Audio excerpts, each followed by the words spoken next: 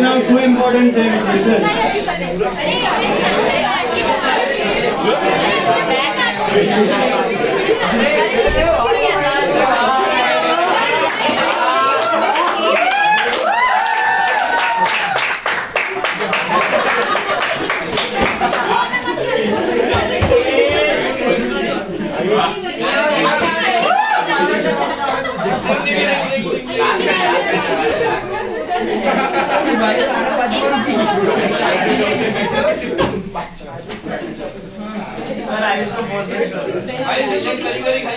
Alright, now listen. Two important things. First thing, Sunday.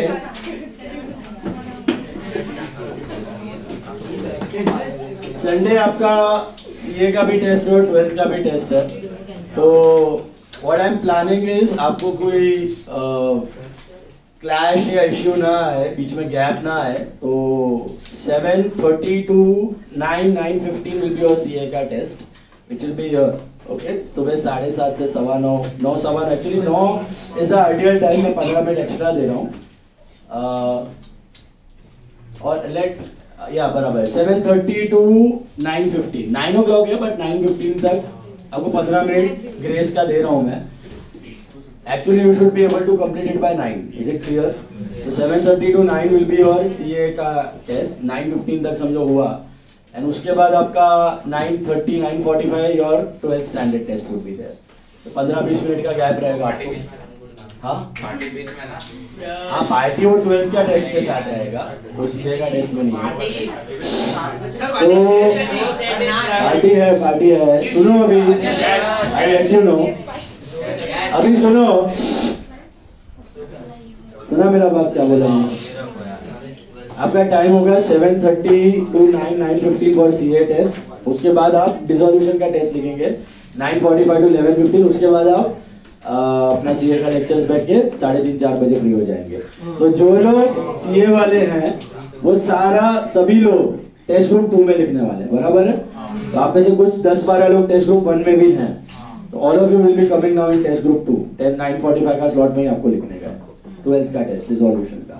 Is this clear? CA का test सवेरे लिखना है, उसके बाद सेकंड स्लॉट में डिसोल्यूशन लिखना है, उसके बाद 15-20 मिनट का गैप रहेगा, उसके बाद you have 2 lectures of economics and law. Sorted? और अभी दूसरा चीज आपका पैटर्न मैंने भेजा हुआ है, 2 सब इंट्रो टू पार्टनरशिप का है। आधे लोग तो भूल गए what is intro to partnership. Intro to partnership में हमने सीखा था वो P&L अप्रोप्रिएशन, फिर minimum guarantee share of profit, फिर हमने सीखा था इफेक्टिव कैपिटल या वेटेड एवरेज कैपिटल, इतना आया इतना गया, और इंटरेस्ट ऑन ड्राइंग सीखा था 6 मंथ, 6.5, 5.5, 4.5, 7.5 क्वार्टरली, वो सब था। और गुडविल है, गुडविल के 2 सम होंगे 5-5 मार्क पे। उसमें होगा आपका 4 method, super profit, average profit, capitalisation और एन्युटी। 4 मेथड है गुडविल का, बराबर है। एवरेज प्रॉफिट तो 12 में किया हुआ है। Super profit is average profit minus normal. आपका कैपिटलाइजेशन के 2 तरीके हैं, कुछ नहीं दिया तो दोनों से करने का। Capitalisation of average profit, capitalisation of super profit और एन्युटी। पीवी फैक्टर जनरली सब में दिया हुआ रहता है तो आपको कैलकुलेट करने की जरूरत पड़ती नहीं है। सॉरी, लेकिन अगर करना पड़े अगर पीवी फैक्टर तो कैसे करोगे? 1 into 100/110 if it is 10%, then again into 100/110 into 100/110। Okay, जितना साल लिया उतने साल का टोटल मारो और सुपर प्रॉफिट से मल्टीप्लाई कर दो। या अगर 12% है तो 1 into 100/110, 12 into 100/110, 12 into 100/112, जितना साल है टोटल मारो, आपका सुपर प्रॉफिट से मल्टीप्लाई करो। That is the annuity value of goodwill. और फाइनल अकाउंट्स के 3 सम होंगे, एक 5 मार्क का सम होगा, एक 10 मार्क का सम होगा और एक 15 मार्क का सम होगा। ठीक है, तो 5, 10 और 15 टाइम ड्यूरेशन के साथ मैंने पूरा दिया हुआ है आपको ग्रुप पे। उतना ही टाइम लगना चाहिए क्वेश्चन सॉल्व करने में। ऐसा मतलब 12th के जैसा है पूरा टाइम, ऐसा सब नहीं होने वाला है। वो 15 मिनट में ग्रेस का नाम का दे रहा हूँ, वो नहीं यूटिलाइज करो तो बेटर है। 9:95 तक try to wind up the paper. जो मतलब जो भी पेपर है उसका 1.5 आवर में कंप्लीट करो, 5 मिनट आगे पीछे, whatever it happens. Is it clear? तो that is about your test and final accounts chapter में ना आपको करना कहाँ से, तो मॉड्यूल से करना है। मॉड्यूल में ना एक क्वेश्चन खाली छोड़ देना, कौन सा बोलूं, वो एक छोटा सा question, I think it is illustration 4 और 6। उसमें ना आपको दिया हुआ है what is reserve, what is provision and what is neither. Okay, what is reserve, what is provision and what is neither. मालूम है 6 आइटम्स है, उसमें क्लासीफाई करना है, तो वो नहीं पूछा जाएगा, वो मैं रिवीजन के वक्त करवाऊंगा। बाकी जीएसटी वाला एक सम है, वो करके आना है अच्छे से। जीएसटी का है ना बहुत सिंपल है, हमने 11th में भी सीखा है, देख लो। जीएसटी का मुझे बताओ, what is input GST? Is it an income, expense, asset और liability? Input GST is an asset, okay, and output GST is a liability. याद है, GST is neither our expense nor our income. अपने को GST से कोई लेना देना नहीं है, बहती गंगा इनडायरेक्ट टैक्स है, कस्टमर से लेना है, गवर्नमेंट को देना है, बराबर है। तो जब हम सेल्स करते हैं तब कौन सा जीएसटी कलेक्ट करते हैं, तो आउटपुट। जब हम परचेस करते हैं तो कौन सा पे करते हैं, input. Input tax is an asset, output tax is a liability. हमेशा 2 कंपोनेंट में डिवाइडेड रहता है, input CGST SGST, output CGST SGST. और एक और होता है IGST. What is IGST? Integrated GST कब लगता है? इंटर स्टेट में लगता है। अगर एक स्टेट से दूसरे स्टेट में सेल किया तो आईजीएसटी लगता है, बराबर है। आउटपुट का मतलब कलेक्ट किया, वो लायबिलिटी है। इनपुट का मतलब एसेट है, पे किया हुआ है। तो what is the net tax you pay to the government? Do you pay full output collected to the government? No, you pay what? Output minus input. Output minus input. इसको बोलते हैं सेट ऑफ, इसको बोलते हैं set of. तो अभी समझो आपका इनपुट एक सम के साथ ही मैं बता देता हूँ। All of you take that sum. All of you have that PDF of final accounts I check. Manufacturing, non-manufacturing. I'll share it again one minute. Final क्या? अभी तो बोला मैं यार किया था, अभी तो 7:30 बजे सुबह सीए 7:30 to 9:50 और उसके बाद 9:30 बाद अपना सेकंड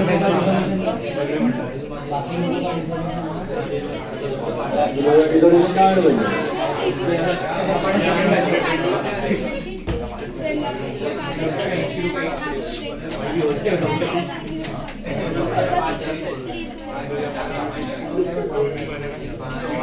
उसको भी आता है,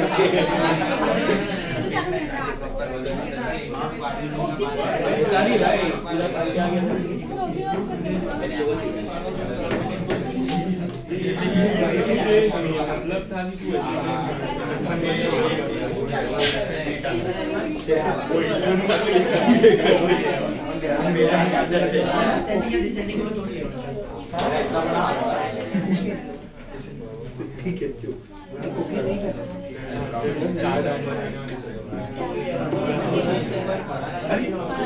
ओपन द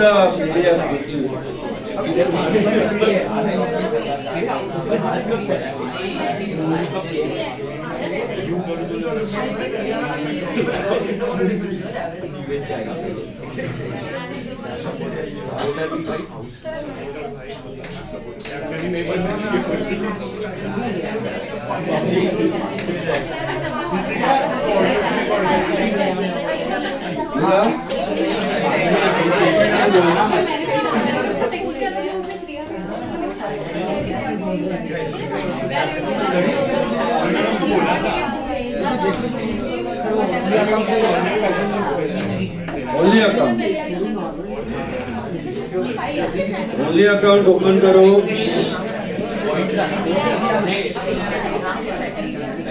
देखो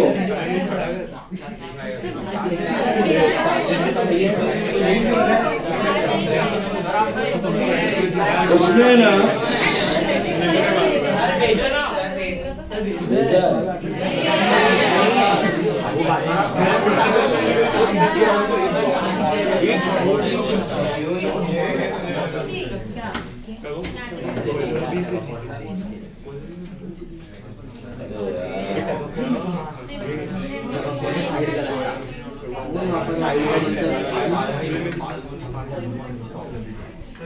वो मत ओपन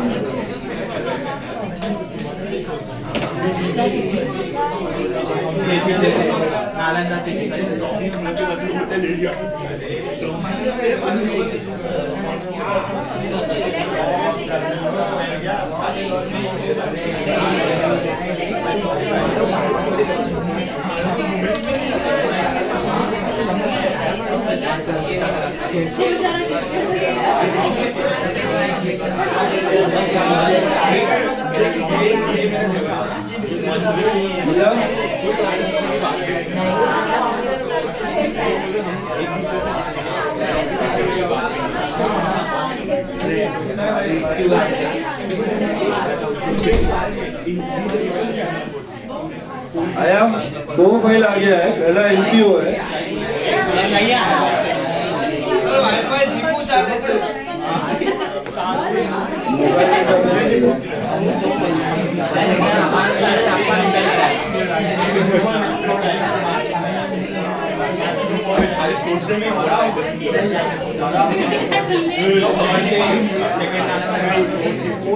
वो ओपन हुआ।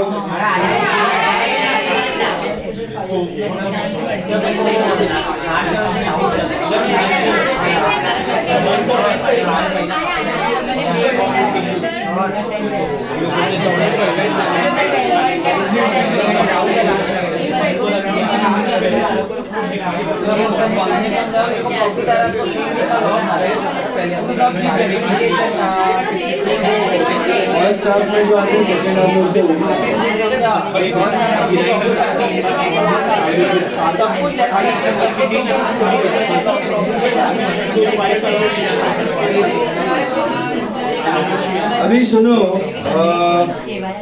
अकाउंट पेज नंबर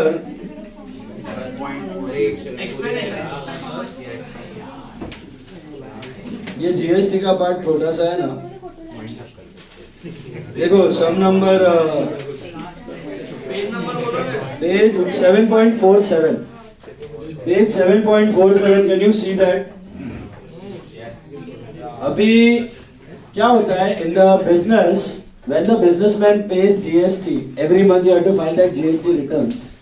तो कंसेप्ट बड़ा ही सिंपल है, जो भी आउटपुट जीएसटी आपने कलेक्ट किया है वो आपका क्या है, लायबिलिटी है, और जो इनपुट जीएसटी आपने ऑलरेडी पे किया वो आपका क्या है, एसेट है। तो अभी यहाँ पे if you see page 7.47 you will see input CGST 10,000 मिला, input SGST 10,000, output CGST 8, output SGST 8 और आउटपुट आईजीएसटी 6,000 मिला।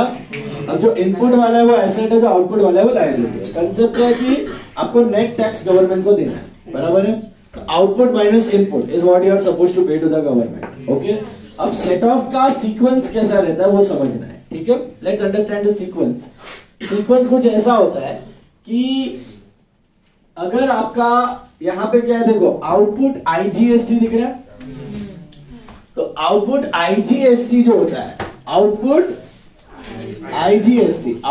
आईजीएसटी का सेट ऑफ सबसे पहले, मतलब आउटपुट आईजीएसटी पे करने से पहले किसमें से माइनस करने का, किसका इनपुट क्रेडिट यूज करने का, आउटपुट आईजीएसटी सबसे पहले किसके अगेंस्ट सेट ऑफ होना चाहिए आपके हिसाब से, इनपुट आईजीएसटी। तो पहला सेट ऑफ इसको मिलेगा इनपुट आईजीएसटी का, मतलब आउटपुट आईजीएसटी समझो 10,000 है और इनपुट आईजीएसटी 4,000 है, तो पहला 6,000 नेट बन जाएगा, आउटपुट माइनस इनपुट। तो IGST output can be set off against IGST input सबसे पहले। Is it clear? अच्छा, और बच जाए तो आउटपुट आईजीएसटी कितना बच गया, और 6,000 बच गया। तो नेक्स्ट सेट ऑफ इसको मिलेगा किसके तरफ, एसजीएसटी की सीजीएसटी। दूसरा सेट ऑफ इसको मिलेगा किसके तरफ, CGST, central. Okay, IGST integrated, वो भी सेंटर कलेक्ट करता है, तो सेंटर को आसान पड़ता है। तो पहला output IGST can be set off against output input IGST, फिर अगर ये खत्म हो जाए तो it can be set off against input CGST, और फिर और भी बच जाए तो it can be set off against input SGST. Is this clear? तो आउटपुट आईजीएसटी, ये चाहिए तो लिख के रखो, output IGST can be first set off against input IGST followed by input CGST followed by input SGST. Is this clear? पहला output IGST can be set off against first input IGST followed by input SGST followed by input CGST. Is this clear? मिला? Hello? और फिर भी बच जाए तो वो क्या होगा? लायबिलिटी मतलब पैसा देना बाकी है। पे ऑफ मत करना, पैसा देना बाकी है। नहीं समझो? समझो आउटपुट IGST आपका 10,000, मतलब आपने कलेक्ट किया 10,000 और इनपुट IGST आपने ऑलरेडी पे किया हुआ है 4,000, तो बचा कितना? 6,000। तो अभी 6,000 डायरेक्टली गवर्नमेंट को नहीं देने का, इनपुट CGST देखने का। अगर बचा हुआ है, समझो ये 2,000 है, मतलब इनपुट CGST भी पे किया हुआ है। इनपुट मतलब पे किया हुआ है, दैट्स योर एसेट। इनपुट मतलब पे किया हुआ है, that's your asset. Hello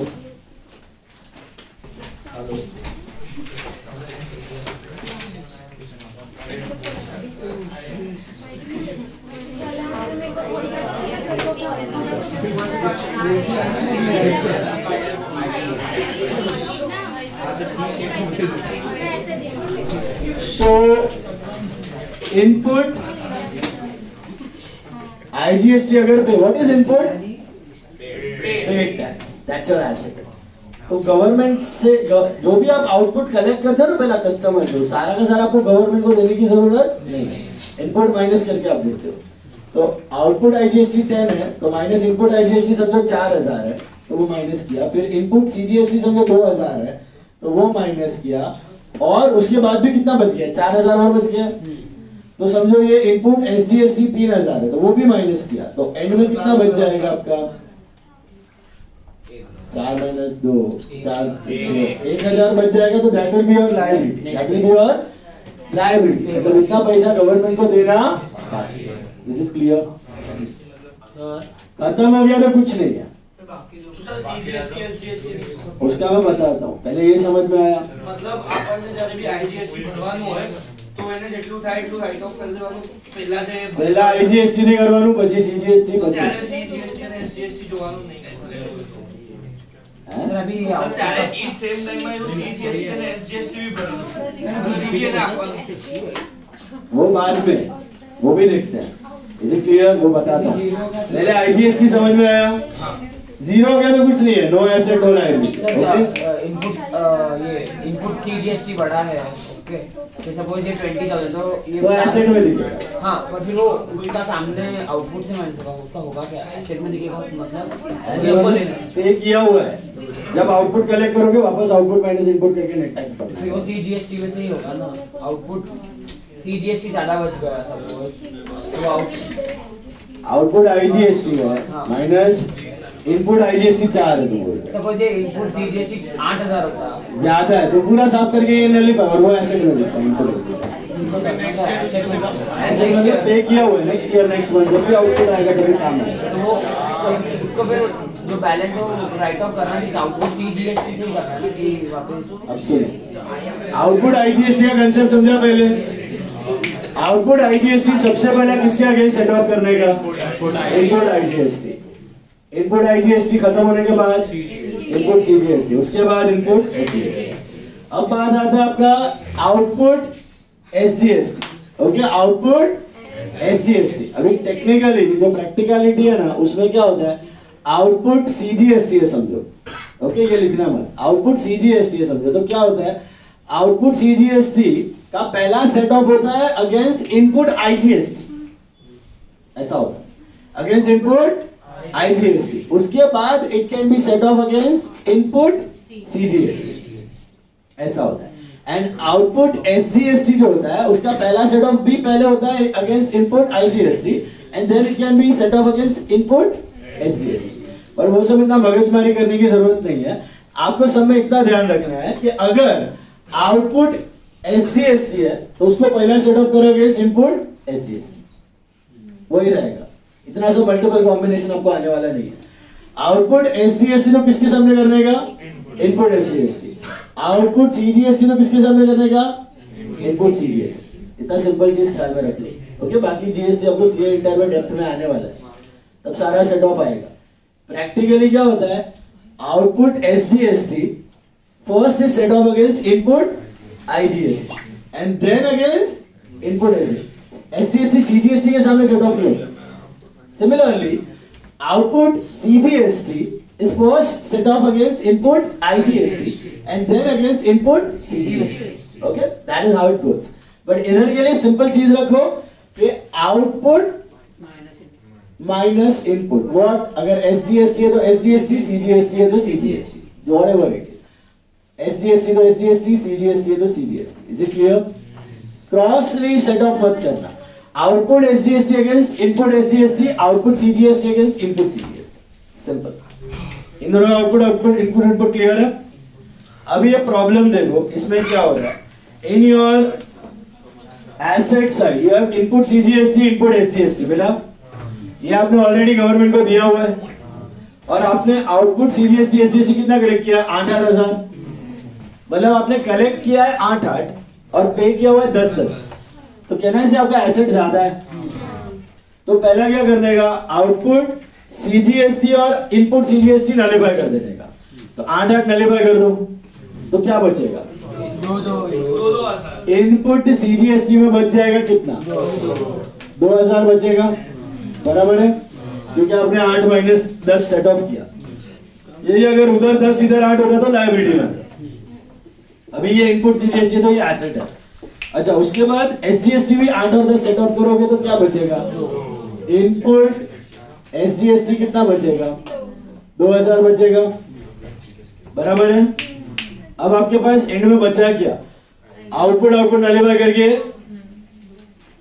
input CGST बचा 2000, इनपुट एसजीएसटी बचा, एंड एक और चीज है output IGST. Can you see that output IGST? This is how much? 6000। अब मैंने आपको अभी बोला how can you set of output IGST? 6000 minus पहला इनपुट आईजीएसटी, इनपुट आईजीएसटी है ही नहीं, फिर इनपुट सीजीएसटी 2000, फिर इनपुट एसजीएसटी 2000। तो और कितना बचेगा? 2000 और बच गया। तो वो क्या है? एसेट है कि लायबिलिटी? दैट्स योर लायबिलिटी, क्योंकि आउटपुट बच गया है, क्योंकि आउटपुट बच गया। मतलब और गवर्नमेंट को देना, आप पे भी कर सकते हो लायबिलिटी में, बट पे ऑफ करने का नहीं, उसको पेबल रखने का। क्या रखने का? अगर आउटपुट बच जाता है तो लायबिलिटी और इनपुट बच जाता है तो एसेट। वंस अगेन, पहला आउटपुट एसजीएसटी और इनपुट एसजीएसटी नलिफाई कर दो, output CGST input SGST nullify कर दो। तो यहां पे हमने वो किया, तो आउटपुट था 8, इनपुट था 10, आउटपुट था 8, इनपुट था 10, दोनों में क्या बचा? इनपुट बचा 2000। अब आपके पास नेट क्या बचा हुआ है? इनपुट सीजीएसटी इनपुट एसजीएसटी बचा होता है और output IGST 6000। This is your liability. Suppose ये ना होता तो ये दोनों एसेट में दिखता, बट अभी ये है तो इनको भी नलिफाई करना है। तो आउटपुट आईजीएसटी को पहला किसके सेट ऑफ करने का? वो तो है नहीं। फिर इनपुट सीजीएसटी है 2000 हट गया, फिर इनपुट एसजीएसटी 2000 हट गया, बच गया 2000। That's your liability. इतना पैसा गवर्नमेंट को देना बाकी है। Do not pay off, payable रखो, पेबल रखो। Is this part clear? Set off का तरीका बहुत सिंपल रखो। पहला सीजीएसटी सीजीएसटी नलिफाई करो, एसजीएसटी एसजीएसटी नलिफाई करो, जो बच गया उसको आईजीएसटी से ले लो। Is it clear? आईजीएसटी से पहले लेने का आईजीएसटी, फिर लेने का सीजीएसटी, फिर लेने का एसजीएसटी। अभी ये वाले सब में मुझे बताओ क्या होएगा?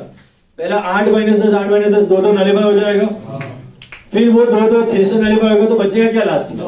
2000 है क्या? लायबिलिटी। तो लास्ट में आपको बैलेंस शीट में खाली लायबिलिटी में दिखा देने का आउटपुट आईजीएसटी, और ये चीज आपको वर्किंग नोट फॉर्म में दिखा देना है। कैसे दिखा देगा? वर्किंग ओन वर्ड्स में कर सकते हो। Output SGST minus output CGST is equal to 6 minus 4, sorry 10 minus 8 is equal to 2। वैसे ही output minus input whatever it is, that is 2000। और उसके बाद ये सेट ऑफ दिखा सकते हो। ये पूरा चीज वर्किंग नोट में दिखा देने। सुना? अभी ऊपर वाला सब देखो, एक मिनट फिर आता हूं बेटा। उसमें ऊपर वाला प्रॉब्लम देखो, उसमें भी है इनपुट सीजीएसटी है 9000, इनपुट एसजीएसटी है 9000 और आउटपुट आईजीएसटी है 15000। मिला? 15 अब देखो कैसा करने का। 15000 है आपका आउटपुट आईजीएसटी, मिला? इसको पहला किससे सेट ऑफ करने का? इनपुट CGST से, दिख रहा है? मिला? That is 9000। तो बचा कितना? 6। फिर उस 6 को किससे सेट ऑफ करने का? इनपुट SGST से। तो वो तो 9 है और ये 6 है। ये लास्ट में क्या बचना चाहिए? किसमें? इनपुट SGST की CGST। तो इनपुट CGST आपका बचेगा, सॉरी इनपुट SGST आपका बचेगा कितना? 3000 रुपया। Is this clear? तो ऑर्डर में क्या करने का? Output IGST first can be set off against input IGST, followed by input, followed by input. और अगर ये ज्यादा है, जो हमारे फर्स्ट एग्जांपल में था तो लाइब्रेरी, और ये ज्यादा है तो ऐसे। अब बोल સર ના એ doubt કે આપણે અગર આને વગર ઓલું કર્યા વર્કિંગ નોટ બતાવો વગર અગર આપણે એડજસ્ટ કરીએ તો બી સેમ જ થાય बट वर्किंग नोट में करो, उधर मसाला मत दिखाओ, बैलेंस शीट क्लीन कर। सर आप पहले ये जो इनपुट CGST से वो नेट लेना है, मतलब आउटपुट माइनस इनपुट करके यहाँ पे लेना है ना? परचेज की सस्तो આપણે સેલ્સ પેમેન્ટ ત્યારે ઇનપુટ GST एम ना था परचेज तो कह रहे थे 10 लाख, इसलिए 4 लाख करते हैं। तो क्या नहीं टैक्स करें? Output tax is always greater than input tax. तो गवर्नमेंट मर जाएगा, ये नहीं करेगा रूल। वो तेरा कम कब होता है? तो तेरा पूरा माल बिका नहीं है, इनपुट तेरा ज्यादा भर के पे किया हुआ है, पूरा माल अभी सेल नहीं है। जब तक एसेट में तब तक नेक्स्ट मंथ के सेट ऑफ में काम आता है। अपने जेब से नहीं देना। आपने जो इनपुट पे किया वो पड़ा हुआ है, एक्चुअल एसेट। मैं 11 में भी बोलता था टैक्स इनपुट आउटपुट आपका इनकम एक्सपेंस नहीं है, अपने जेब से नहीं जाते हैं GST। अपन सिर्फ कलेक्ट करते हैं, गवर्नमेंट को देते हैं, कलेक्ट करते हैं गवर्नमेंट, ऐसे करता है। Input is asset and output is liability. समझा?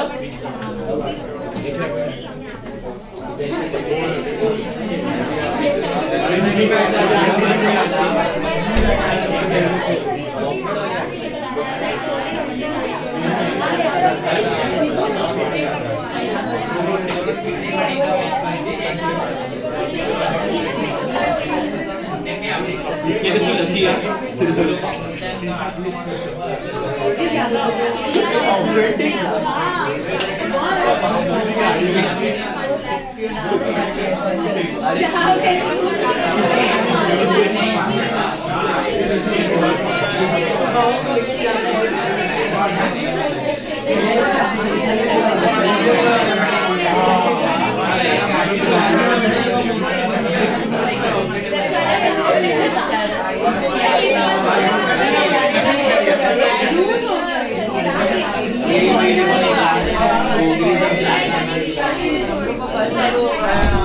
क्लियर?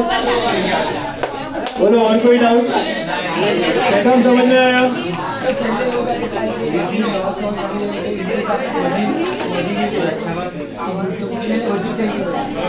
બધું થઈ ગયું છે, તું ધંધો થોડી બંધ કરી નાખી, આઉટપુટ આવશે ને, ઇનપુટ તને કામ આવશે, સેટઅપમાં પડેલું રહેશે, આઉટપુટ માઇનસ ઇનપુટ ઓકે કરવાનું પડે। Okay now clear? चलो आ जाओ हिडन गुडविल पे। Now understand the concept of hidden goodwill. This is something new.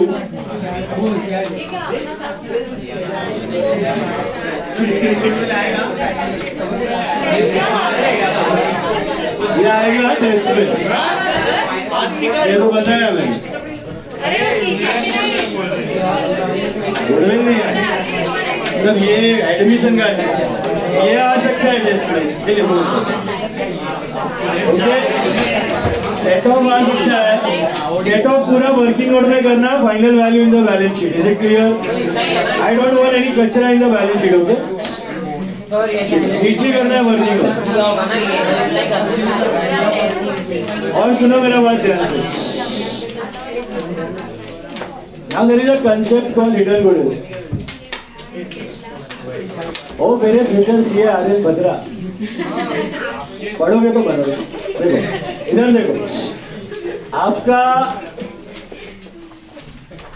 एक कंसेप्ट है hidden goodwill. What is this concept? Hidden goodwill. अभी व्हाट इज हिडन गुडविल? थोड़ा सा थियोरेटिकल कंसेप्ट है, practically कुछ खास काम का है नहीं। ओके, इसका लॉजिक क्या है? देखो समझो there are two partners A and B. Okay, two partners A and B, and they were sharing profits, let's say in the ratio of 3:2. Okay, और A का कैपिटल बिजनेस में let's say it was 50,000, sorry, and B का capital let's say it was 30,000. A का capital 50 था, B का capital 30 था. अब इनको एक नया पार्टनर एडमिट करना है C विद 1/6 शेयर. C को 1/6 शेयर में उसको एडमिट करना है. तो ऑब्वियसली चीज है कि पहला वो लोग डिसाइड करेंगे कि भाई C से कितना कैपिटल मंगवाना चाहिए. C से कितना कैपिटल मंगवाना चाहिए. तो आइडियल चीज क्या होती है, कैपिटल कितना मंगवाना चाहिए अपने हिसाब से. तो ये लोग ऐसे कैलकुलेट करते हैं. वो पता है आलिया वाला सम हमने किया था कि एडमिशन ऑफ अ पार्टनर में नया पार्टनर का कैपिटल मिसिंग था, वो हमने ढूंढा था. तो कैसे ढूंढा था, तो ये दोनों का शेयर मिला के कितना हो रहा है, 5/6 हो रहा है. तो इनका 5/6 के लिए इट इज 80,000, तो 1/6 के लिए कितना, that is the logic of getting the capital. Okay, ideal ऐसा होता है. इतना कैपिटल मंगाते हो, फिर उससे प्रीमियम ऑफ गुडविल मंगाते हो, एज पर सुपर प्रॉफिट और एवरेज प्रॉफिट अपनी गुडविल कैलकुलेट करते हो और उसको बोलते हो भाई उसमें शेयर लेके आ. तो वो कैपिटल तो लाता ही है और क्या लेके आता है, गुडविल भी लेके आता है. बात समझ आई. That's how you calculate normally. इन दोनों का 5/6 का 80,000 हो रहा है ना, इन दोनों का मिला के. तो 1/6 के लिए वो कितना आएगा, 5 पार्ट्स आर 80,000, तो 1 पार्ट इज 16,000. 16,000 रुपए उसका कैपिटल होना चाहिए. ये आइडियल चीज होता है. This is how practically the capitals are calculated. समझो मैं और हर्षवर्धन ने हम पार्टनरशिप चालू किया, हम लोग का रेशियो है समझो लेट्स से 2:1 और मेरा कैपिटल 50,000 है, उसका कैपिटल 25,000. 2:1 का रेशियो है, मेरा कैपिटल 50,000 है, उसका 25,000 है. हम लोग को मानव को बिजनेस में लेने का है. समझो मानव का शेयर 1/4 है, मानव का शेयर 1/4 है. तो न्यू रेशियो हुआ 2:1. तो मेरा 50 है, इसका 25 है, तो मानव का कितना होना चाहिए, 25. That's how we calculate. This is how ideally the capitals are calculated as per PSR. Is it clear? But समझो ऐसा न हो के A और B का कैपिटल कितना है, 50 और 30,000. C का शेयर होता है 1/6. C का शेयर होता है 1/6. ओके, अब इमेजिन करो मैंने C से 25,000 रुपया मंगवाया एज कैपिटल. कितना मंगवाया, 25,000 रुपया मंगवाया लमसम. कितना मंगवा दिया, 25,000. तो ये आपका आइडियल कैपिटल तो हो नहीं रहा है पीएसआर के हिसाब से, क्योंकि वो हमने ढूंढा वो कितना हो रहा था, 16,000. तो पार्टनर से 25 मंगवा दिया लमसम 25. आपको सबने दिया कि सी 25,000 लेके आया और गुडविल का कोई मेंशन ही नहीं किया होगा पूरे सम में. कहीं पर भी गुडविल का तरीका नहीं दिया है, टोटल गुडविल नहीं दिया है, एवरेज प्रॉफिट नहीं दिया है, कैलकुलेशन का मेथड नहीं दिया, कुछ नहीं. सम इज साइलेंट. लेकिन ऐसा मत समझना फिर भी गुडविल ही नहीं है उस समय. गुडविल का एंट्री तो करना है, गुडविल होने वाला है. गुडविल का एंट्री एक ही सिचुएशन में नहीं होता है, वो होता है जब क्वेश्चन में दिया प्राइवेट. अगर प्राइवेट में दिया तो, वरना तो गुडविल का एंट्री करना पड़े. तो अभी इस पोजीशन से हम गुडविल कैसे ढूंढे, इसको कहा जाता है हिडन गुडविल. क्या कहा जाता है, तो हम लोग थोड़ा सा दिमाग लगाते हैं. ये पूरा थियोरेटिकल मेथड है. हम लोग क्या सोचेंगे कि भाई ये 25,000 1/6 पार्ट के लिए लाया, तो हम लोग एक टोटल नोशनल कैपिटल ढूंढेंगे. इसके हिसाब से बिजनेस का टोटल कैपिटल कितना होना चाहिएगा कि अगर ये 1/6 के लिए 25 लाया है तो total notional capital, notional is imaginary capital, कितना होना चाहिए, 25 × 6 1.5 लाख होना चाहिए. 1.5 लाख का कैपिटल बिजनेस का होना चाहिए. ये 25 लाया 1/6 शेयर के लिए. माइनस हम लोग करते हैं एक्चुअल कैपिटल. एक्चुअल कैपिटल है कितना, लेटेस्ट है. Actual capital is not 80 + 25. इसका भी है ना, ये पूरे बिजनेस का एबीसी का मिला के 1.5 लाख होना चाहिए था, क्योंकि वो 25 ला रहा है. तो एक्चुअल कैपिटल कितना है, 50 + 30 + 25. 50 + 30 + 25 विच इज हाउ मच, 1,05,000. तो हम लोग सारा सोचते हैं कि भाई अगर सी से 25 मंगाया तो फॉर्म का टोटल वैल्यू ऑफ कैपिटल होना चाहिए 1.5 लाख. लेकिन एक्चुअल कैपिटल तो कितना है, 105,000 है. तो 45,000 का एक इमेजिनरी कैपिटल पड़ा हुआ है बिजनेस में. तो इमेजिनरी कैपिटल मतलब every capital is the corresponding asset. तो उसके सामने एक इमेजिनरी एसेट पड़ा हुआ है. That imaginary asset is goodwill. That 45,000 is called which goodwill, total goodwill. This is not his share, this is पूरे बिजनेस का। मतलब कैपिटलाइजेशन मेथड में मैंने किया है। Imaginary capital, imaginary asset. What is that imaginary asset? So 45,000 is considered as what? Total goodwill. अब total goodwill में सी का शेयर कितना है? सी शेयर विल बी 45,000 का 16 which is 7,500। मतलब ये जो 25 लाया इसमें कैपिटल 25 नहीं है बेटा, इसमें कैपिटल है आपका 17,500 और शेयर ऑफ गुडविल है 7,500। ये आपको ब्रेकअप नहीं गया। अभी आगे का part is not. 1 minute 1 second. See जो है कितना शेयर लेके आ रहा है? उसके लिए लमसम कैपिटल ले दिया। आइडियली तो 16,000 लाना था उसको, बट यहाँ पे लमसम कैपिटल, उधड़ा कैपिटल दे दिया सबने 25। और गुडविल का कोई वैल्यू दिया, कोई तरीका दिया, कुछ मेंशन किया, तो छोड़ नहीं देना है गुडविल, आपको ढूंढना पड़ेगा। कैसे ढूंढने का? तो 25,000 अगर वो 16 के लिए लाया तो मैं सोचूंगा साला बिजनेस का वैल्यू क्या होता है? 25,000 को 16 तो 1.5 लाख होता है, 1.5 लाख रुपया होता है, बराबर है। अब 1.5 लाख में आइडियल कैपिटल कितना है? आइडियल कैपिटल है इनका 50, 30 और 25 है, तो 1,05,000 होता है, 1,05,000 होता है। तो साला 45,000 एक्स्ट्रा कैपिटल किधर है? वो इमेजिनरी कैपिटल है। इमेजिनरी कैपिटल मतलब इनविजिबल कैपिटल है ऊपर। इनविजिबल एसेट भी होना चाहिए कैपिटल के सामने। Every liability has an asset. What is that invisible asset? तो फॉर्म का टोटल गुडविल एक्चुअली कितना वैल्यू किया गया है? 45। और उस 45 में सी का हिस्सा कितना है? 7,500। तो basically C is getting 25,000 as capital. मतलब वो 25 पूरा कैपिटल नहीं है, उसके अंदर 7.5 का क्या है? शेयर ऑफ गुडविल है, एंड 17,500 क्या है? उसका कैपिटल है। बाकी दो कैश टू कैपिटल और गुडविल का हिस्सा डिस्ट्रीब्यूट कर दो। ये कैपिटल भी 16 होना चाहिए ना? तो ये कैपिटल 16 नहीं है, ये कैपिटल 7.5 ही है, क्योंकि लमसम हमने उसके कैपिटल में से निकाला है। ये फ्लॉ है थोड़ा ये मेथड। वो नहीं आएगा, 15 का 30 का 16 होना चाहिए वो एक्चुअल कैपिटल। बट आपको थोड़ी पता है 16 है वो आइडियल किया ना?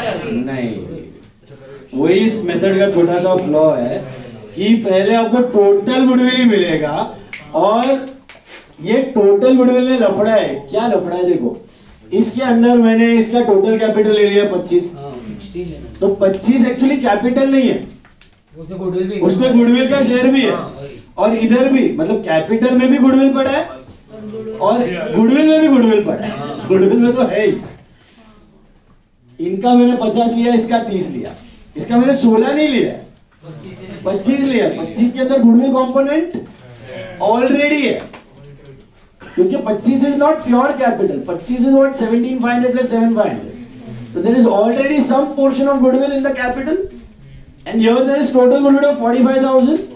But that is a dilemma you will face every time, because अगर मैं इधर कैपिटल बढ़ा दूं तो टोटल कैपिटल बढ़ जाएगा, टोटल गुडविल भी बढ़ जाएगा। सी का कैपिटल घटा दूं तो टोटल नोशनल कैपिटल भी घट जाएगा और टोटल गुडविल भी घट जाएगा। दो वेरिएबल्स है, तो चॉइस ही नहीं आपके पास कि वो कभी ओरिजिनल वैल्यू मिल सकेगा। Is it clear? तो वो प्रॉब्लम आने वाली, इसके लिए मैंने आपको स्टार्टिंग में बताया आइडियल कैपिटल 16,000 होना चाहिए, तो 16,000 इसमें मिलने वाला 16 और 9 नहीं मिलेगा। नहीं, फिर 9 करेंगे तो फिर होगा ना? नहीं, तो दैट इज रॉन्ग। वो नोशनल गुडविल, वो आपका हिडन गुडविल मेथड से नहीं हुआ, वो अच्छा नॉर्मल गुडविल वाला मेथड है जो आप नॉर्मल सम में यूज करते हैं। हिडन गुडविल का मतलब ही वही है कि आपने अलग से गुडविल कैलकुलेट नहीं किया है, कैपिटल के मदद से ढूंढ। That's why I told you it's a theoretical method, practically इसका कोई काम हमेशा रॉन्ग है। रॉन्ग मतलब अप्रोक्सीमेट है, नॉट एग्जैक्ट वैल्यू। वो आने वाले हैं। आप शार्क टैंक इंडिया देखते हो, उसमें एक 3-4 पार्टनर्स आते हैं, ओके, इक्विटी होता है बिजनेस का। तो वो लोग पूछते हैं आपने कितना इन्वेस्ट किया है, एक बोलेगा मैंने 50 लाख डाला, इसने 50 लाख डाला, इसने 50 लाख डाला, ओके। तो ऐसा बोल के 3 पार्टनर ने 1.5 करोड़ रुपया डाला है बिजनेस में, और पूछेगा कितना स्टेक है, तो बोलेगा हम लोग का 33 1/3 स्टेक है। तो समझो 4 पार्टनर ले लेते हैं, 4 पार्टनर का 25% स्टेक है। कितना है? 25%, मतलब 1/4 1/4 1/4 और 1/4, ओके, 1/4 स्टेक है। और 1/4 स्टेक के लिए ये लोग ने 50 लाख रुपया डाला हुआ है। कितना डाला है? 50 लाख 50 लाख 50 लाख 50 लाख, तो कितना डाला है टोटल? 2 करोड़, बराबर है। ये 100% इक्विटी है, 4 पार्टनर्स में डिवाइडेड है। फिर आके मांग करता है कि हम लोग अपना बिजनेस ये करना चाहता है, एक्सपेंड करना चाहता है, इन्वेस्ट करो, तो ऑफर डालता है कि 20% इक्विटी और हमको 1 करोड़ रुपया चाहिए। 20% इक्विटी देगा और 1 करोड़ चाहिए, तो पूछता है कौन कितना डाइल्यूट करेगा। तो समझो ये लोग डिसाइड करते हैं 20% इक्विटी मतलब 5% देना चाहिए सबको आइडियली, या कोई ज्यादा देना कोई कम, तो हम लोग अज्यूम करते हैं सब लोग 5% देता है। चलो तो ये 5% दे रहे, ये 5 ये 5 ये 5, तो इनका भी शेयर कितना हो गया? 1/5 हो गया। मतलब कहने से 80% के लिए इनका इन्वेस्टमेंट 2 करोड़ है और 20% के लिए वो मांग रहे हैं 1 करोड़। 20% के लिए अगर 1 करोड़ मांग रहा है तो बिजनेस का वैल्यूएशन वो निकालता है, इसके हिसाब से तो बिजनेस 5 करोड़ का हुआ। 5 करोड़ में से साला इनका टोटल वैल्यू देखा जाए तो इसका 2 करोड़ है और वो 1 करोड़ आएगा तो 3 करोड़ होता है। टोटल कैपिटल कितना हुआ? 3 करोड़ का, इनका 2 करोड़ और नए वाले का 1 करोड़, तो टोटल कैपिटल 3 करोड़ ही है, लेकिन बिजनेस का वैल्यूएशन कितना हो गया? 5 करोड़। कैसा हुआ? 20% के लिए आपने कितना मांगा? 1 करोड़ मांगा, तो 20% का 1 करोड़ मतलब 100% का 5 करोड़ हुआ। तो बिजनेस का वैल्यूएशन तो 5 करोड़, लेकिन ये सालों ने खाली 2 करोड़ डाला है और उससे 1 करोड़ मांग रहे हैं, तो इसका मतलब वो 2 करोड़ एक्स्ट्रा क्या बिजनेस में दिख रहा है? दिख नहीं रहा है, दैट इज गुडविल। वो गुडविल का पैसा ले रहे हैं। ऐसे ही प्रमोटर का जो वैल्यूएशन है बढ़ते जाता है। Business people, how do they get rich? How do they get rich in valuation? ये बायजूस का नेटवर्थ है, या फिर ये आपका पेटीएम का नेटवर्थ है, या फिर आपका फ्लिपकार्ट वाले का नेटवर्थ है। ये नेटवर्क जंप क्यों मारता है? वैल्यूएशन राउंड में जंप क्यों मारता है?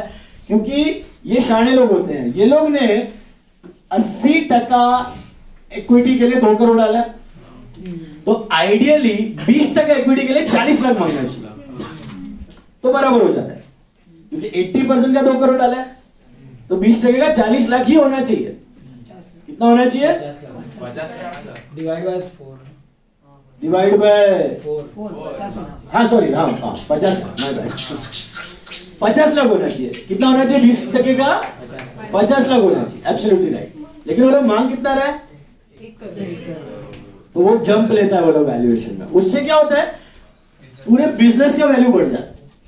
पूरे बिजनेस का वैल्यू बढ़ जाता है, तो इनका भी वैल्यू ऑटोमेटिकली क्या हो गया? बढ़ गया। मतलब अभी ये 80% stake is not worth 2 crore, this 80% stake has become 4 crore. मतलब इनका शेयर का वैल्यू डबल हो गया।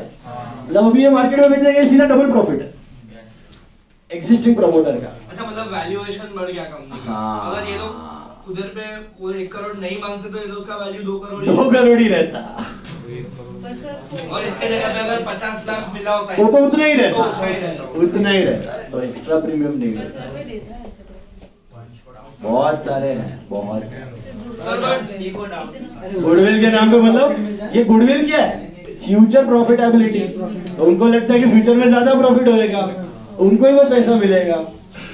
That's how people in general लोग इन्वेस्ट आवर बिजनेसेस में करने के बहुत ज्यादा वैल्यूएशन बताता है। हाँ, वो अभी सीख किया वो लोग। पहला शार्क टैंक देखना, सब में पैसा डाला, सब में डूबा, सब में डूबा।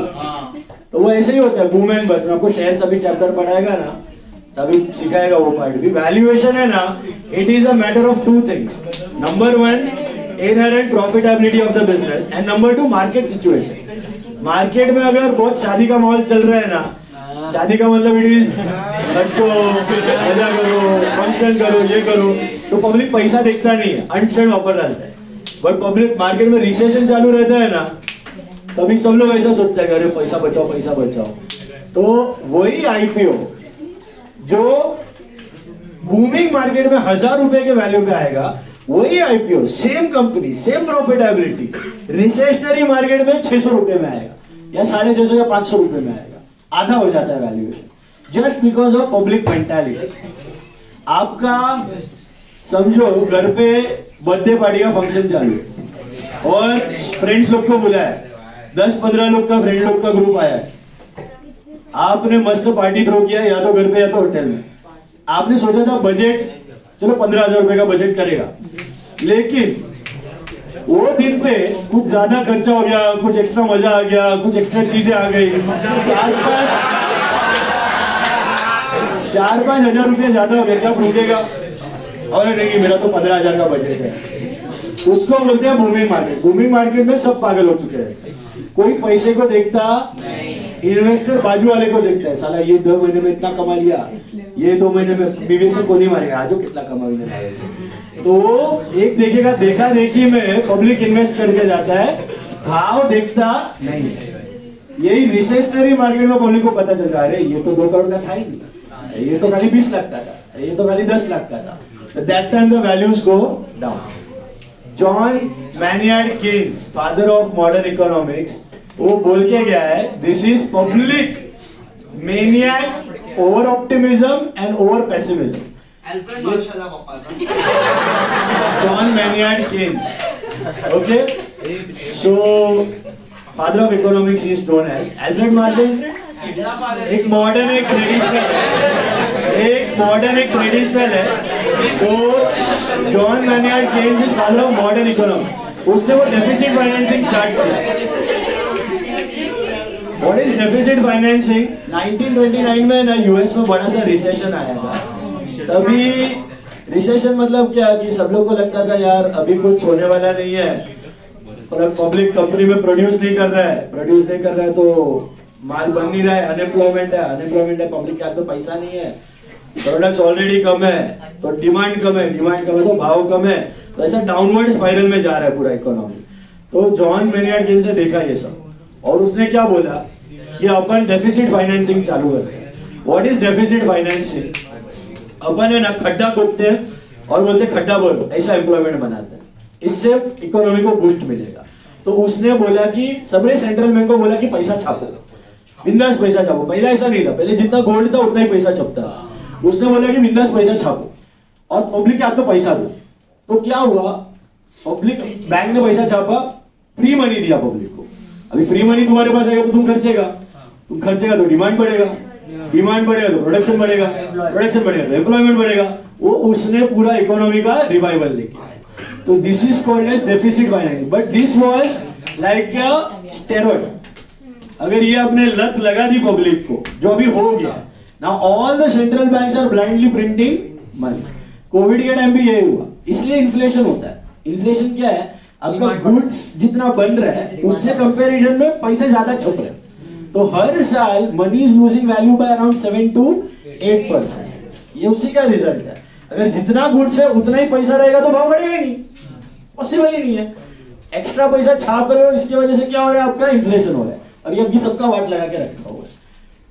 तो उसने क्या बोला केन्स ने कि उसने मार्केट देखा कि साला ये हो क्यों रहा है, तो उसने स्टडी किया। तो it is all in the psychology कि जब अच्छा चल रहा है तो सबको अच्छा लगेगा। मार्केट वही है, चीजें वही है, भाव भी वही है।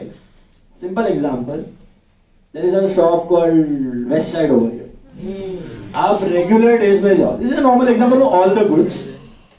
उधर एक ड्रेस आप देखेगा, एक जींस देखेगा, वैल्यू लिखा रहेगा 1500 रुपया, ओके, और आप खरीद के भी आओगे, 2000 रुपया खरीद के आओगे, 2500 रुपया खरीद के आओगे। वही अभी सेल चल रहा है, same jeans you get it for 400 rupees, you get it for 500 rupees, you get it for 600 rupees, same चीज है, कुछ फर्क नहीं हुआ है, पर it is in the mind of the people कि हाँ भाई अभी सस्ता मिल रहा है, हाँ अभी महंगा मिल रहा है, तभी वो खरीद डालेगा उसके लिए। और कभी कभी सेल रहेगा ना तो भी वो जीन्स ऐसे ही पड़ा रहेगा लटके, ये तो 600 रुपए का, ये खरीदने का क्या मतलब है, ये तो सस्ता लग रहा है। चीज वही है, खाली वो नोशन की वजह से है ना, people don't realise that is not in single individual, that is mass maniac. इसलिए केन्स बोला कि this is mass optimism and mass pessimism. उसका उसके पास जवाब है ही, वो होने ही वाला है market. So that's what happens in every cycle. ज्यादा साइकिल पे ज्यादा वैल्यूएशन, कम साइकिल पे कम valuation. Okay, so coming back to hidden goodwill. हाँ, सेल होएगा तो वो भी नहीं लेते, सेल में भी नहीं लेते, ऐसा भी होता है, लेने वाले लेते हैं, but many people they prefer या नहीं, अच्छा प्राइस है उधर वो प्राइस वाले देगा, सेल में मतलब कूड़ा कचरा रहेगा, मैं लेने वाला नहीं। That notion they don't think about, few people do. अगर रिसेशन है तो भी अच्छी कंपनी कंप्यूटर में तो अच्छा जितना मिल सकता है उसका मिलेगा। जब वो बूमिंग मार्केट होगा तब मिलेगा, अभी कम मिलेगा। वही होता है कि रिसेशन उस कंपनी को कितना इफेक्ट किया है, उस कंपनी को इफेक्ट किया है तो नहीं मिलेगा। लेकिन मार्केट की वजह से, पब्लिक मैनिया की वजह से गया है तो मिलने ही वाला। That is a way to buy good companies at recession, सस्ते में लेना। और that is what Warren Buffett पूरा लाइफ उसने वही किया, ऐसा तब करके बैठा है 10 साल 5 साल। Right now is sitting on $230 billion of recession का वेट करेगा। अच्छा कंपनी मार्क करके रखेगा, बैठा रहेगा, जैसा गिरेगा बंद रहेगा। चलो ना, this is what Warren Buffett does. Warren Buffett ने पूरा लाइफ है ना यही किया है। वो क्या करता है, अच्छा कंपनी जब मार्केट अच्छा चलता रहता है ना, कुछ नहीं खरीदता, लेने दो बकरा लोग को लेने दो, वो बैठा रहेगा। He sits on cash piles of billions of dollars, not million, billion of dollars of cash pile में बैठा रहता है वॉरेन बफेट। उसका कंपनी बर्कशायर हैथवे। अभी he will research अच्छा कंपनी, जो बेस्ट कंपनीज है लॉट का, जो रिसेशनरी फेज में भी चल रहा है, लंबा टाइम से चल रहा है, प्रॉफिट कमा के दे रहा है, ऐसा कंपनी रिसर्च करके रखेगा, फिर बैठा रहेगा पैसा जमा करके। मार्केट का बड़ा रिसेशन का वेट करेगा, और ये रिसेशन आता ही है। It happened in 83, it happened in 92, it happened in 2000, it happened in 2008, it happened in 2013, it happened in 2020 COVID. It will happen once more. अभी कभी आएगा मालूम नहीं है, बट आएगा। But every 10 years, decade में एक बड़ा रिसेशन आता है। You will wait on the cash pile. जब रिसेशन आएगा, बल्क में अच्छा कंपनीज खरीद लेगा, शेयर्स खरीद के बैठ जाएगा, फिर बैठा रहेगा, देखता रहेगा, वो बढ़ेगा बढ़ेगा बढ़ेगा। मार्केट जब बूमिंग फेज में आ गया, जब सब बोलेगा अभी खरीदो खरीदो, तो वो बेच के निकल जाएगा। That's how he works. Is it clear? अभी right now is sitting on a cash pile of $230 billion, $230 billion का कैश पाइल, सब बेच बाज के बैठा हुआ है। So he is waiting now that recession, you never know, you get a better price. चलो ग्रीडी बनाता है अभी। Let us take hidden goodwill quickly.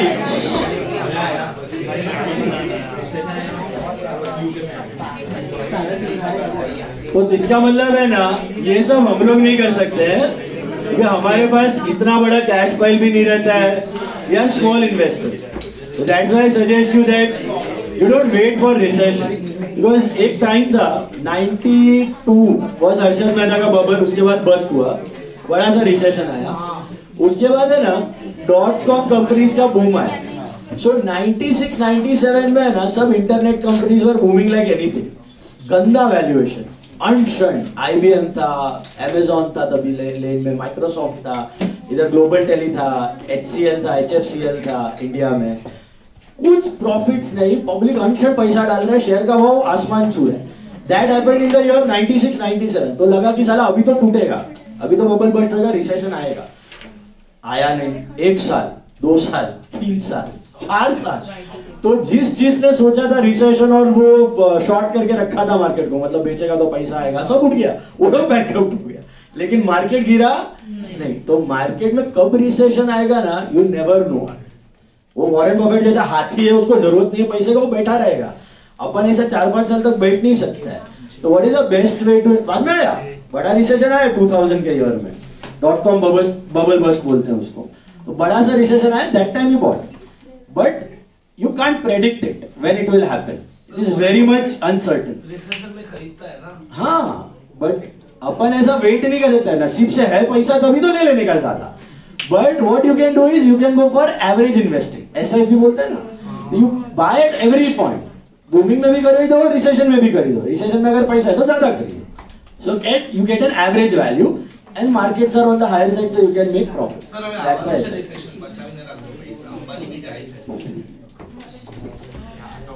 तो क्योंकि इसके पीछे भी एक कोट दिया गया है, ये कोट अभी किसने बोला था, आई थिंक केन्स ने ही बोला था। Keynes said that market will remain insane for far more periods of time than you can remain solvent. Market can remain insane for far longer time then you can remain solvent। मतलब तुम सारा पैसा गवा देगा, तब तक market पागलपन में चलता रहेगा, तुम उड़ जाएगा, तुम राइट रहेगा, लेकिन तुम रिसेशन का फायदा उठा नहीं। तो timing is a very difficult thing, that is nature. चलो अभी हिडन गुडविल समझ में आया कंसेप्ट? इधर ध्यान दो सब लोग, मुझे बताओ ए बी पार्टनर से लेट्स ब्रीफ अप फटाफट। C16 के लिए कितना लाया? 25,000। सुनो अभी ध्यान, अभी 25 के हिसाब से आप क्या कैलकुलेट करो? पहले नोशनल कैपिटल कैसा करने का? Reciprocal. Total value of business मिला कितना? 1.5 लाख। एक्चुअल कैपिटल कितना है? 1 लाख। अभी एक्चुअल कैपिटल में you don't take only the capital, take also the reserves, because reserves also belong to the capital. Hello, खाली ओरिजिनल कैपिटल ही, रिजर्व्स भी ले लेगा। Reserve also belong to the owners अगर है तो, और पीएनएल अकाउंट एडवर्टाइजमेंट सस्पेंस है तो माइनस कर देंगे। नेट कैपिटल, तो total capital is 1,50,000 minus actual capital is 1,05,000। बचा क्या? Imaginary capital. मांगना चाहिए था, होना चाहिए था 1,05,000, है 1.5 लाख। इमेजिनरी कैपिटल कितना है? 45। उसके सामने इमेजिनरी एसेट कितना है? 45। वो कौन सा गुडविल हुआ? Total goodwill. उसमें शेयर कितना है? 7.5। इसका ब्रेकअप कर लेंगे, बात समझ आई? Let's take two quick small problems. 21 ले लो सब लोग, सम नंबर 21, पेज 166। 21 नहीं हुआ है, पेज 166, सम नंबर 21 नहीं हुआ है। जल्दी छोड़ो ना, मतलब जल्दी छोड़ो नहीं। अभी सुनो 21 देखो ध्यान से। वो मेरा प्रॉब्लम नहीं है, बोल देगा, बोलो छोड़ दो, लेने का ही नहीं है। A and B are partners with capital of 7,000 each. मिला? A and B have capital of 7,000 each. They admit C as a partner with 1/4 share in profits. कितने का शेयर है उसको? 1/4 share in profits of the firm. C brings 8,000 as his share of capital. Give the necessary journal entry to record goodwill. अब देखो note बनाना है पहले। C's share is 1/4. C's capital is 8,000. So total notional capital is equal to 8 into 4, which is 32,000. बराबर है? Is that right? Minus total actual capital, that is what? A plus B plus C, which is I think 7,000 plus 7,000 plus 8,000. इसको भी लेना है, C को भी। समझा मेरा बात? फर्म का वैल्यू है 32, टोटल एक्चुअल वैल्यू होना चाहिए 22,000. So what is the difference? What is this 10,000 total goodwill? अब टोटल गुडविल अपने काम का नहीं है. We need C's share of goodwill, which is how much? 10,000 divided by 4, which is 2,500. मतलब what 8,000 is getting, उसका there are two parts, 3/4 and 1/4. नहीं, sorry, 8,000 जो आ रहा है उसमें capital and share of goodwill. Capital and share of goodwill. Share of goodwill is 2,500 and capital is what? 5,500. Is that right? सही बात है? हेलो, ये समझ आया? अब आपको पूछा है पास द एंट्री फॉर गुडविल, तो लिखो फर्स्ट एंट्री लिखो. लॉजिक समझा इसका ऐसे करने का? समझ में आया? पक्का? हिडन गुडविल समझा? 10 शेयर 2,500, 2.5 और 5.5 is the breakup. Theoretical method है, ज्यादा प्रैक्टिकल इसका कुछ यूज है नहीं. नाउ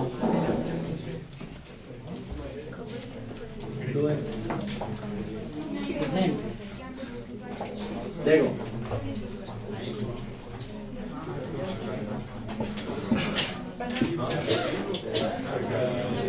अभी देखो फर्स्ट एंट्री लिखो. Cash to C's capital 8,000. Cash to C's capital 8,000 being capital and share of goodwill brought by C. Cash to C's cap 8,000 being capital and share of goodwill brought by C. Cash to C's capital 8,000 being capital and share of goodwill brought by C. Cash to C's capital. C's cap 8,000 being capital and share of goodwill brought by C. क्या होगा second goodwill का entry? C capital C to A to B ratio को ढूंढना नहीं है क्योंकि OR equal to SR है ना?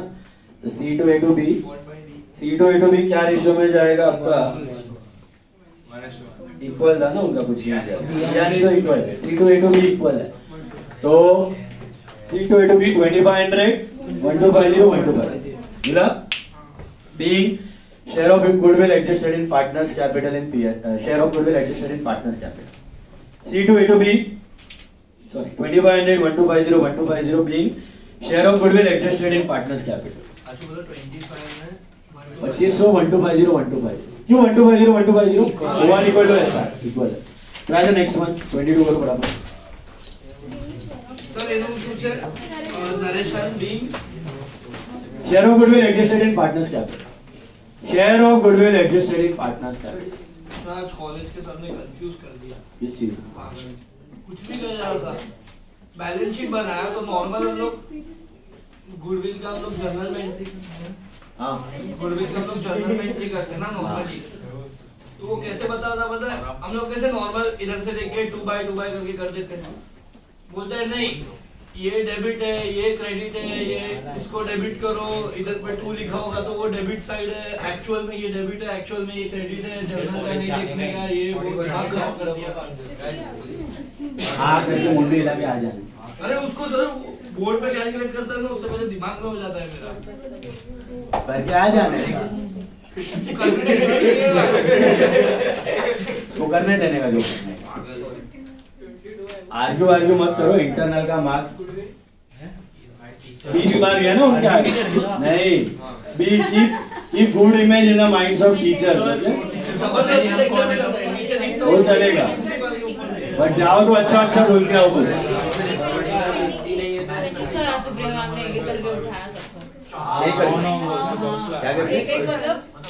पर्सनली रोल नंबर याद करके आए थे. वो पूछिए बेटा तेरा प्रेजेंटेशन में गलत है बेटा तेरा मार्क्स किधर गया. मैं एक बार एक को रोल नंबर के साथ बुलाया कि तुम्हारा हैंडराइटिंग खराब है तुमने कुछ नहीं लिखा है तुमने मेरा फॉर्मेट फॉलो नहीं किया है ये मेरा तो बैलेंस शीट भी डाली नहीं हुआ था. वो जितना पे दिया था उसमें सब में इतना एडजस्टमेंट था. उसने बोला कि तो अगर एफबीडी है ना तो पहले वो लिखो फिर एसबीडी के बाद का मोटा फिर एक लाइन रोटी फिर वापस वो करो. ऐसे डेटर का कुछ ऐसा लाइन होता है. पेज इतना जाता है सब फिट करना उसमें भी करंट अकाउंट कैपिटल इतना सब पेज इतना पता नहीं इतना मोटा रहेगा ना दूसरा. हाँ पर सब कुछ अलग अलग बना. आपका फॉर्मेट फॉलो कैसा वैसे टैली हो गया फाइनल अकाउंट तो होने वाला है. सर शेयर 2400 एनपीओ भी हो जाता था. कितना आया इसका आंसर? 4400 आया. डिवीजन इज 2200 मिला क्या? सॉरी 2200 मिला. अभी all of you take sum number 27.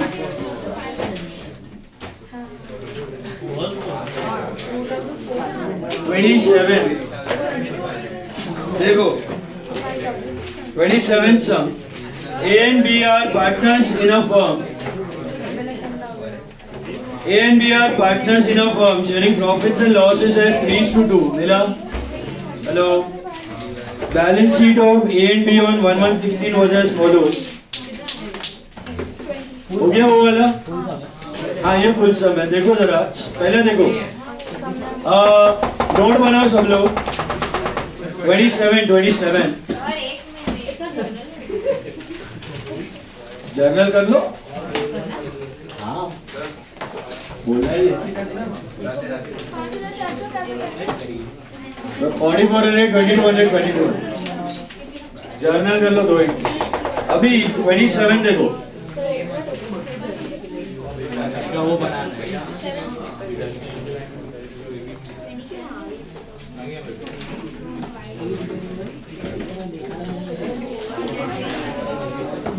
ध्यान से सुनो।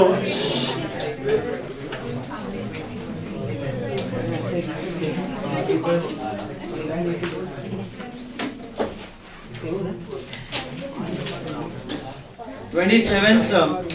A and B were partners in a firm sharing profits and losses in a ratio of 3:2. मिला? अभी the balance sheet of A and B as on 1/1/16 was as follows. You have the balance sheet. Read the adjustment.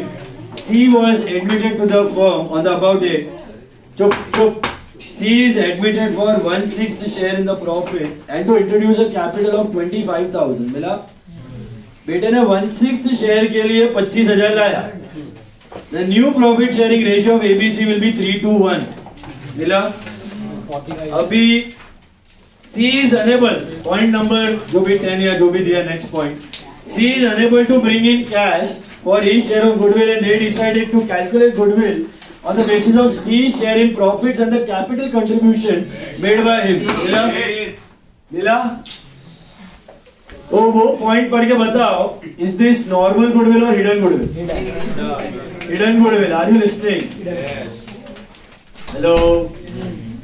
C's share of goodwill is calculated on the basis of share of profit and his capital contribution.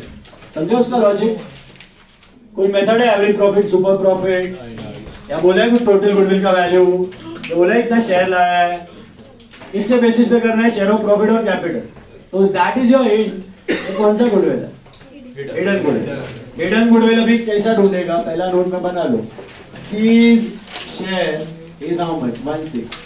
C's capital is how much? 25,000. So total notional capital is equal to how much? 25,000 into 6. That's 1,50,000 minus total actual capital. किसका लो? खाली AB की ABC. तो देखो A और B का I think 44 और 36 है. मिला? Nice. 44 plus 36 plus 25 is 1,05,000. Am I right? तो आपका टोटल गुडविल कितना आता है यहाँ पे? 45 आता है. और C's शेयर कितना आएगा? C's शेयर आएगा 45 का 1/6, 7,500. इसका मतलब we are getting the same values of previous sum. C का कैपिटल है 25, right? Out of the 25 is fully capital amount 25. पूरा कैपिटल है. उसमें कैपिटल कितना है? 17.5. और 7.5 क्या हो गया आपका? Share of goodwill. मिला? ये नोट कॉपी कर लो. C capital is 17.5 and C share is 7.5. बाकी तो सब नॉर्मल है. रिवेल का आइटम्स दिया है, फर्नीचर है, inventory, provision on trade receivable, outstanding wages, value of building, investments. It is found that trade payable include 1400 which is not paid of. वो भी रिवेल है. चलो करो कुछ.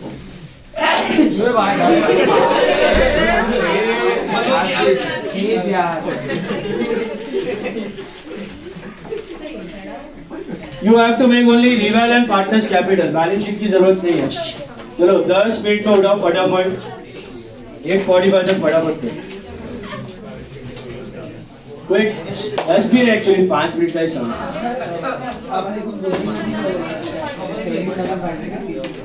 कैश में गुडविल नहीं ला रहा है. सुनो, अलग से नहीं ला रहा. गाइस कंफ्यूज मत होना. He is not bringing the goodwill in cash का मतलब ये नहीं वो ला नहीं रहा है, अलग से नहीं ला रहा है. इसके अंदर पड़ा हुआ है, कैपिटल के अंदर पड़ा हुआ है. सुना? हेलो.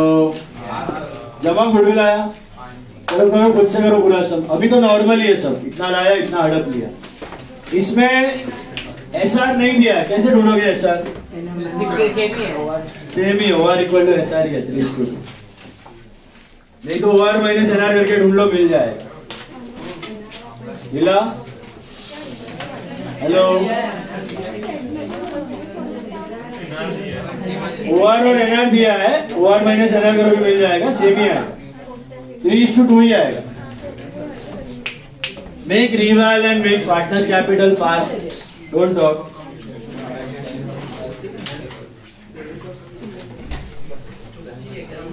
बैलेंस शीट का जरूरत नहीं है।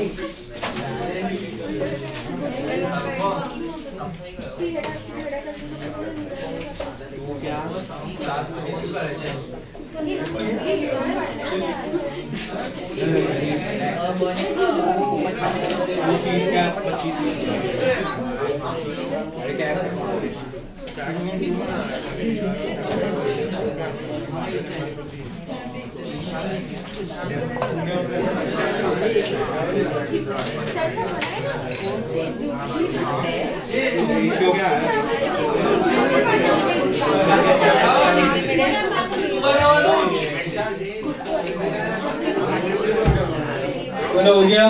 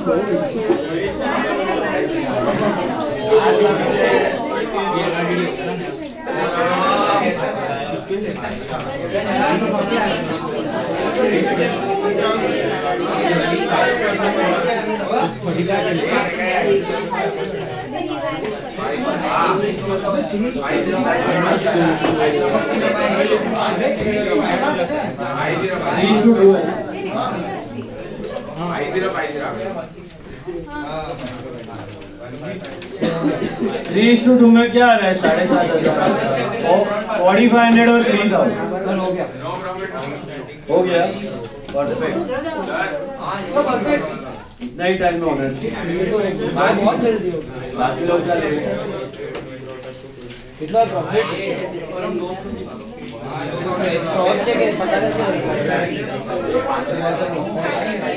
जल्दी profit.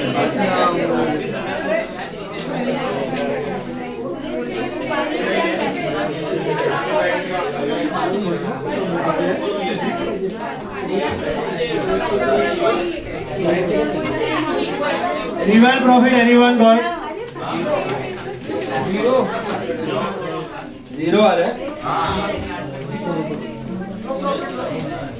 Is it no profit, no loss? ये लास्ट वाला ये तो डेट वेबल वाला इज नो मोर लाइव। तो वो इसमें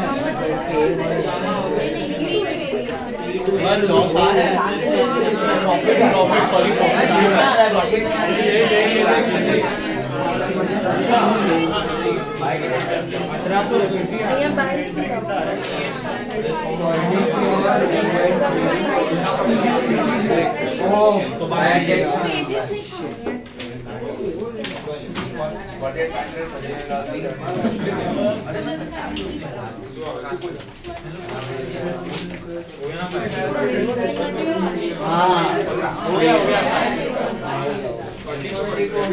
'No profit, no loss' है। No profit, no loss और कैपिटल बैलेंसेस सब रॉन्ग हो गए। No profit, no loss और कैपिटल कितना आया ABC का? 39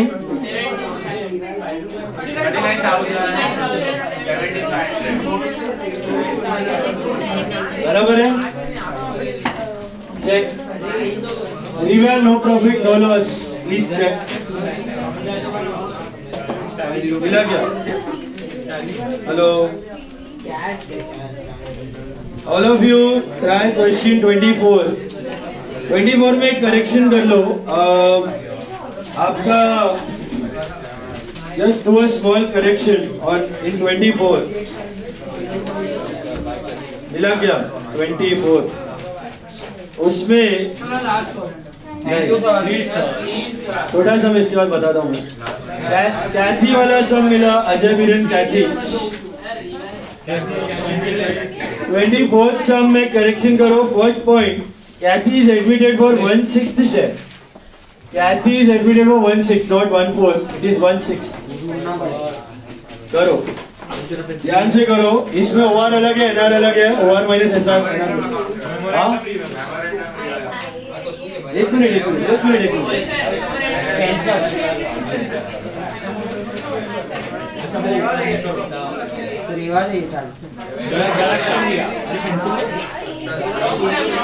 हाँ, ये आई एम डूइंग दिस। इसमें देखो, I will solve this sum number 24। इसमें लास्ट पॉइंट पढ़ो, क्या दिया है last point. Partners agreed that the values of assets and liability remain the same, and as such there should not be any change in the book values because of above mentioned adjustments. तो इसका मतलब क्या बनाना पड़ेगा? याद है मेमोरीवल? आता तो है आपको, कुछ नया नहीं है। मैं भी सॉल्व करता है, कुछ डाउट रहेगा तो देख लो। Okay, how to make memo reval? Do you remember? First half will look exactly like reval, second half opposite. First half किसको जाएगा? Profit loss old partner. Second half all new. Okay, चलो सम नंबर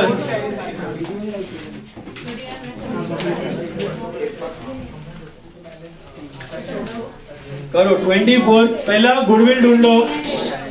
1/6 शेयर है, सी का share is 1/6। चलो make a note, calculate goodwill all of you.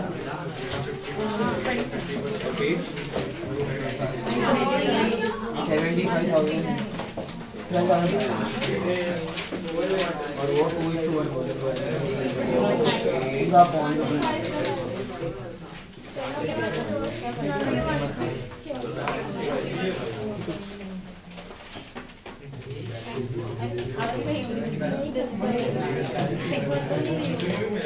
75 आया।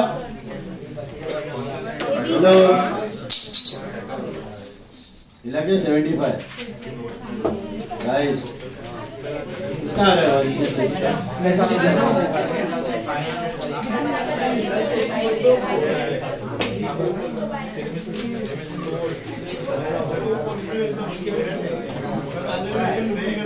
ये आया goodwill, please check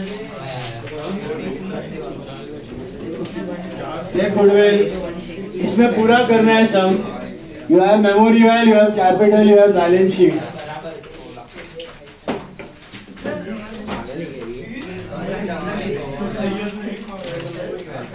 next class 1/6 correction करो। ये 1/6 है।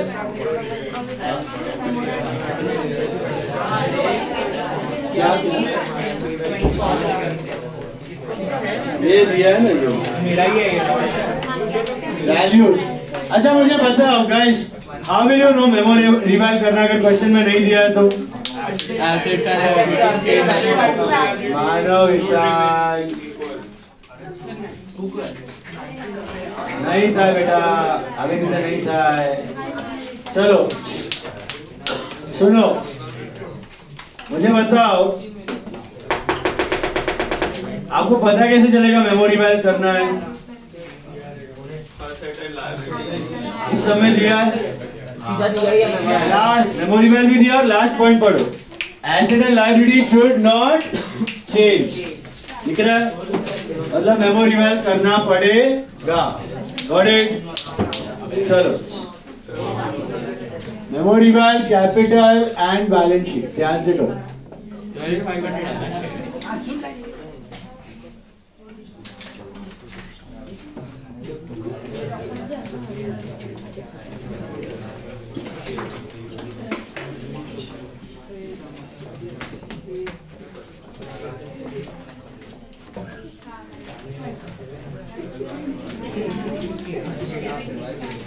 पहले गुडविल मिला सबको, देख लो।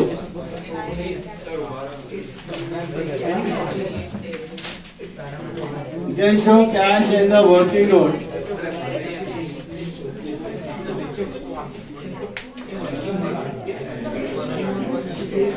और संडे का टेस्ट के लिए इज्जत से मॉड्यूल करके आना। मॉड्यूल करके आओगे, गारंटी फुल मार्क्स भी आ सकता है। सच में बोल रहा हूँ आपको, फुल मार्क्स भी आ सकता है। मॉड्यूल करके आना, 90% तो पक्का यू कैन स्ट्राइक। और स्पीड, रिटर्न लिख के प्रैक्टिस, एटलीस्ट 3 to 4 सॉल्व पर टॉपिक लिख के करना। टाइमिंग क्लियर है सबको? 7:30 ओके। 7:30 पहला सीए का टेस्ट है, उसके बाद इधर ही रहेगा सीए का टेस्ट, और उसके बाद 12th का भी आपका इधर ही रहेगा। ब्रेक लेके आ जाना खाली फटाफट, ठीक है? इसी क्लासरूम में। चलो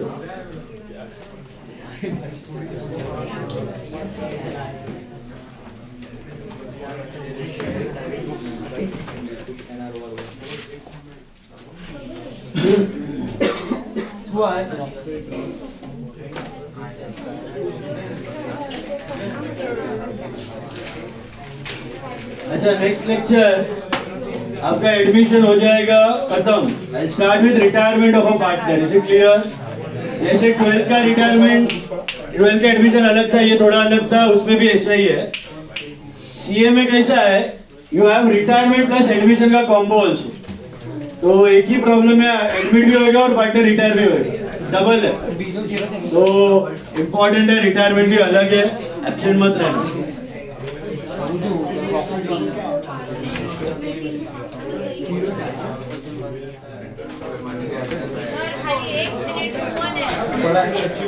हमें स्टोरी सॉल्व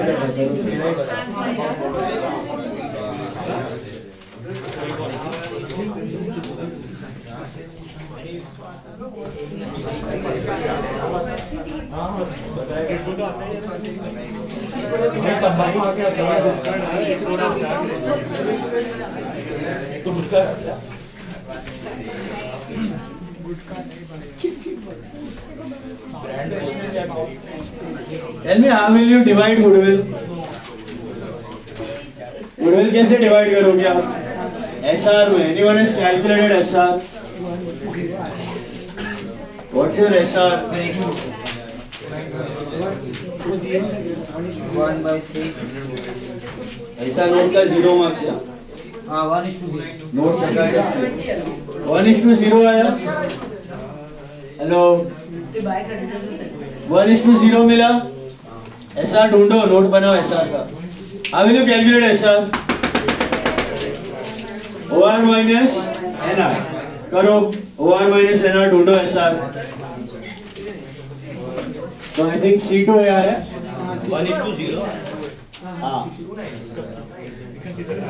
C2A मिल रहा है गाइस।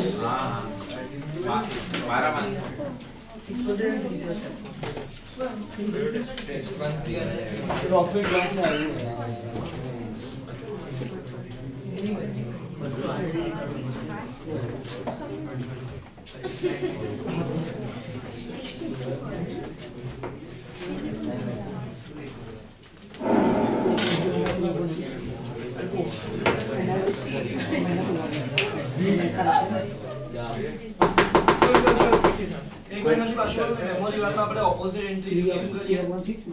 क्योंकि we don't want to change the values of assets and liabilities, nullify कर, और उसके अंदर का प्रॉफिट लॉस डिस्ट्रीब्यूट हो रहा है।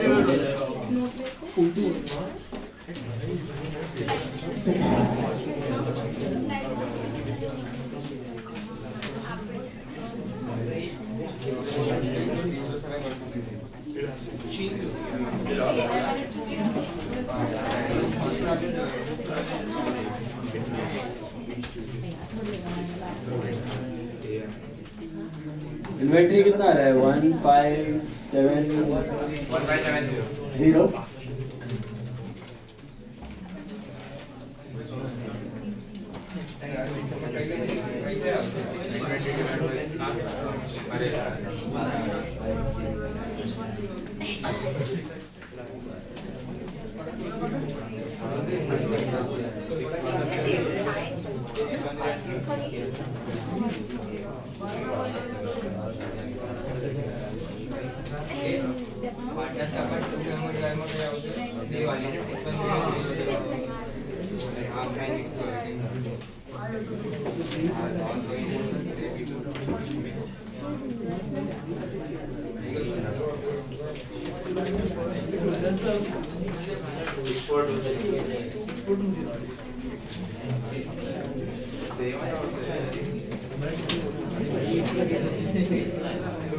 Anyone total of this 6420 loss है? हाँ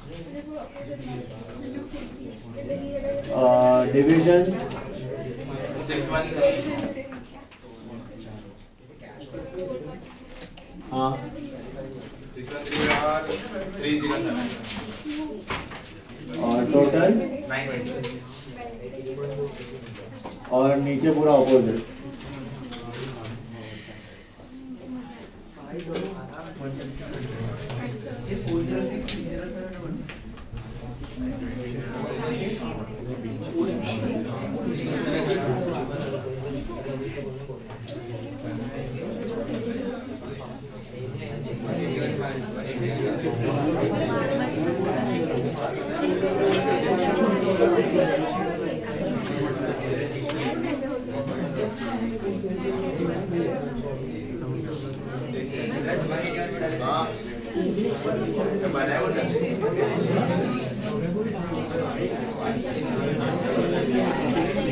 इधर प्रॉफिट तीनों में जाएगा क्या आ रहा है डिवीजन 460 4 460 307 30 7 153 153 मिला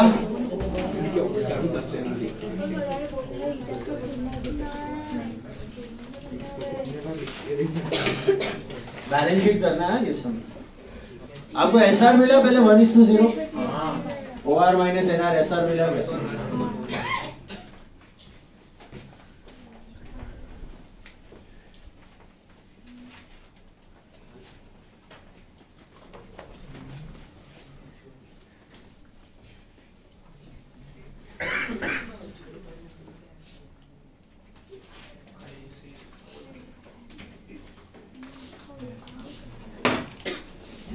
पीसीए नहीं है कुछ तो बैलेंस शीट करा रहा है 66 347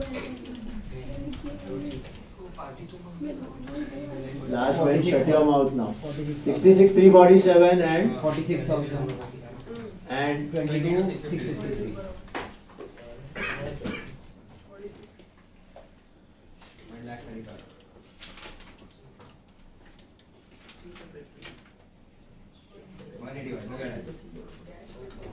will you change the values of assets and liabilities?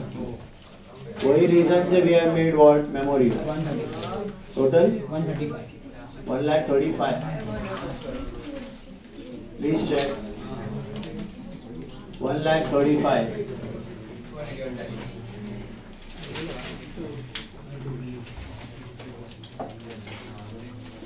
make the balance sheet check whether it tallies सब सेम वैल्यू जाएगा एसेट लायबिलिटी का कैश अलग हो जाएगा cash is 50,500 is that right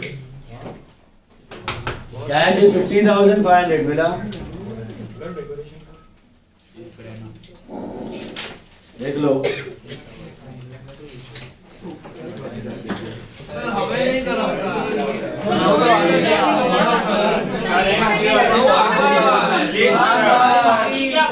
tally करो वो किया नहीं बाकी है। हाँ बाकी है हाँ बाकी है तू ऐसे भी कोई टाइटल हो गया ना करता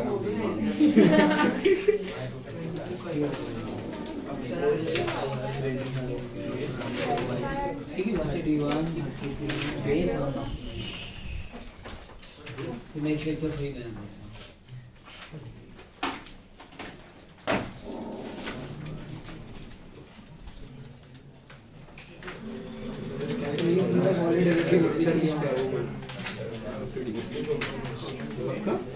I'll share a podcast with you, Rena Doshi ka.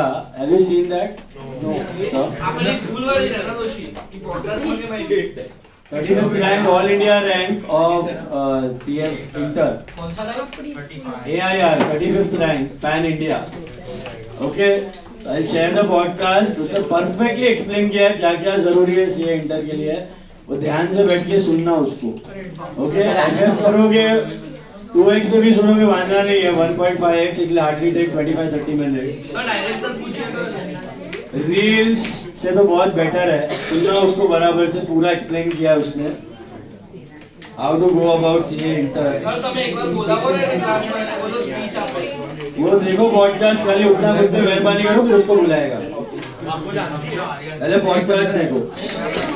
अच्छा anyone has marked the sums वो देवम टैली के पे 181.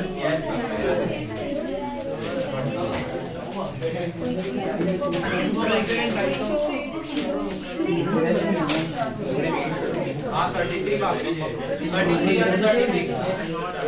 31, 33, 36. हाँ 31 बैलेंस शीट हो रहा है टैली कितने पे 180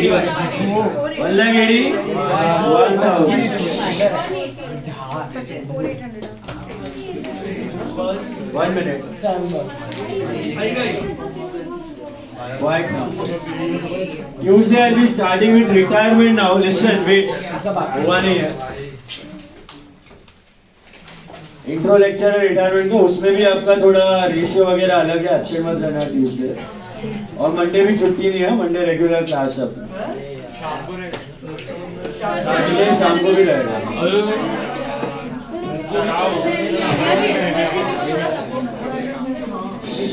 देखो सपोर्ट है.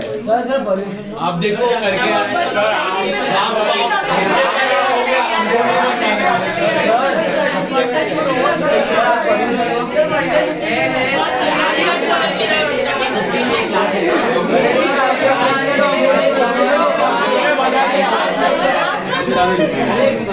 मन से करने सबको सॉरी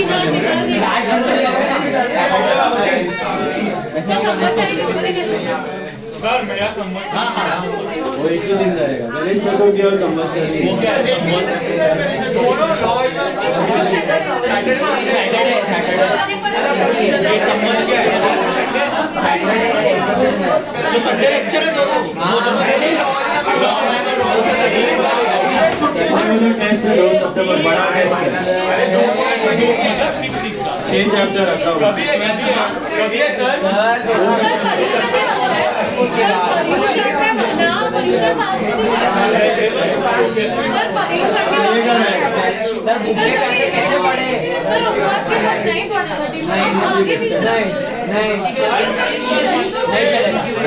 सुनो एक समय ये हुआ टैली 181 टैली हुआ 33rd से वन ऑफ यू टेक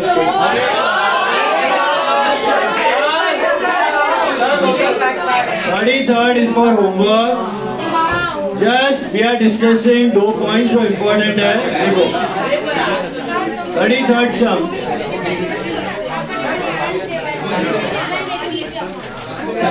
अभी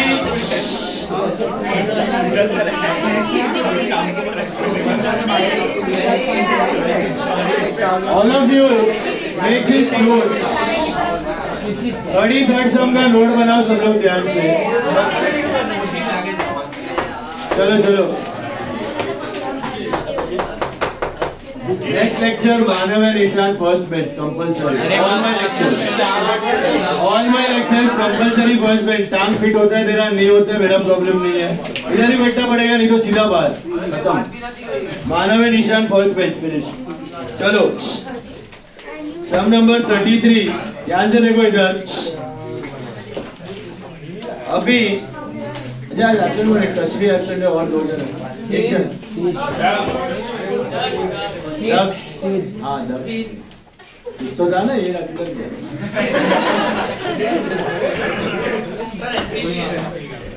सुनो अभी 33rd sum बैलेंस शीट आपको दिया हुआ है. इट इज रमीला उर्मिला का balance sheet. 3:1 is the ratio. Sharmila is admitted in the firm. Sharmila will bring 20,000 as capital in the form of 5,000 cash, stock worth 8 and furniture worth 7 for 1/5 share. So what is the entry for capital? Cash, stock, furniture to capital. अब cash तो इधर दिख जाएगा. What about stock and furniture? In the balance sheet asset. Now suppose if you have to revalue stock and furniture, will you revalue the new ones? Only the old ones. यानी 12th में किया था हमने. Now the value of stock and furniture shall be reduced. देखो आ गया. But ये कौन सा stock और furniture revalue कराना? पुराना. नया वाला अलग से ऐड कर देने का बैलेंस शीट. सुना? Then आगे बढ़ो. Value of land and building, that is all reval. Sharmila is unable to bring cash for her share of goodwill. They decided to value goodwill on her share of capital and profit sharing ratio. So which goodwill it is? Hidden goodwill. So make a note for that. लिखो. Sharmila's share is how much? 1/5. Okay. And Sharmila's capital is how much? 20,000. So total notional capital is what?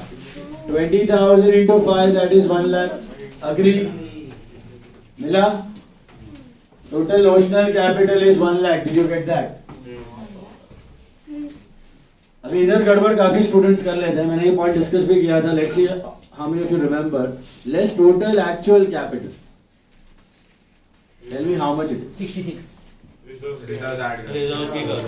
Exactly. Reserves add करना पड़ेगा. Okay. So actual capital is 30 plus 16 plus 4 by 4. हाँ. मैं बोला ना अभी profit loss सब adjust करने के बाद 30 plus 16 plus 4 plus 20. That's how much? 70,000. So you arrive at your total goodwill. That's how much. Total is 30. So what is Sharmila's share of goodwill? That's 30,000 ka 1 by 5. That's 6,000. Is that right? 30,000 ka 1/5. That is 6,000 mila. Then what is the breakup of capital? Out of 20,000, I think capital amount is 14 and goodwill का share is 6,000. Okay? Goodwill का share is 6. इसमें memo Rewal नहीं है, normal Rewal है. Values of asset liability कुछ नहीं दिया. अब सुनो ध्यान से. जस्ट उधर नीचे लिख के रखो. एंट्री फॉर कैपिटल पहला लिखो नंबर 1, क्योंकि जर्नल करना ही अब सब में जर्नल एंट्रीज भी है. तो कैपिटल का एंट्री लिख के रखो वहां पे. What will be the entry for capital? Cash, stock, furniture to Sharmila capital. लिखो cash, stock, furniture to Sharmila capital 5, 8, 7 and 20. Cash, stock, furniture to Sharmila cap. Cash, stock, furniture to Sharmila cap. Cash, stock, furniture to Sharmila cap. 5, 8, 7 and 20. 5, 8, 7 and 20 मिला. और फिर goodwill का क्या आएगा? आपको SR में करना है, बट एनआर दिया है कुछ. You can assume OR equal to SR. Sharmila to Ramila to Urmila 3:1 में कर सकते हो, बराबर है. 6,000 4,000. तो Sharmila to Ramila to Urmila, Sharmila to Ramila to Urmila, Sharmila to Ramila to Urmila will be how much? 6,000 4,000 4,500 and 1,500. 6,000 4,500 and 1,500 मिला. 6,000 4,500 and 1,500 being share of goodwill adjusted. Being share of goodwill adjusted. अब सुनो करना क्या है, सब में सब कुछ बनाना है. You have reval, cash, balance sheet. अपना गुडविल कट कर दो, गुडविल अकाउंट नहीं बनेगा. Reveal, cash, partner capital, balance sheet वो करना है और जर्नल करना है. जर्नल में कितना एंट्री जाएगा? एक रिजर्व का, दूसरा कैपिटल, तीसरा गुडविल आपने किया, चौथा, पांचवा, छठवा रिवल. 2 पीसी है तो 6 एंट्रीज आना चाहिए. Is it clear? 6 एंट्रीज करना है, जर्नल करना है. 10 से 12 मिनट में करना है सब. वर्किंग नोट आपने बनाया हुआ है। Last lecture on Tuesday I am starting with retirement, Sunday test. All the very best. चलो बाय।